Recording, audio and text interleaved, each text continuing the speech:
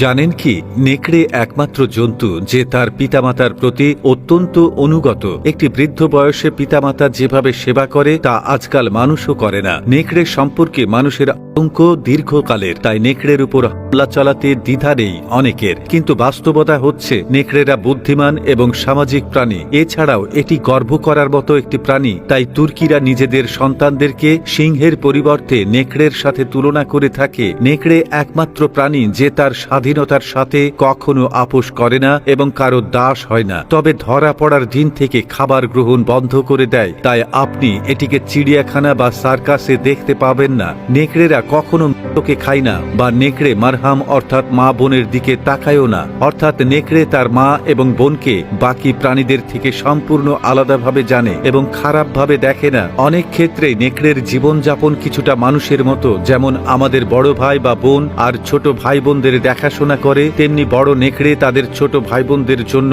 খাবার জোগাড় করে। নেকড়েরা তাদের সঙ্গীর প্রতি বিশ্বস্ত থাকে বলে কথিত আছে। বাস্তবেই নেকড়ে তার স্ত্রীর প্রতি এতটাই অনুগত যে অন্য কারো সাথে তাদের সম্পর্কই নেই। একইভাবে বিশ্বাসী তার স্ত্রীও যে পুরুষ নেকড়ের প্রতি অনুগত। নেকড়ে তার আদর্শ সন্তানদের জন্ম দেয় যাদের বাবা মা একই থাকে। যদি দম্পতির মধ্যে একজন মারা যায়, অন্যজন অন্তত 3 মাস জায়গায় দাঁড়িয়ে থাকে। নেকড়েদের যোগাযোগ দক্ষতা অসম্ভব ভালো। তাদের বেঁচে থাকার জন্য এই দক্ষতা খুবই গুরুত্বপূর্ণ।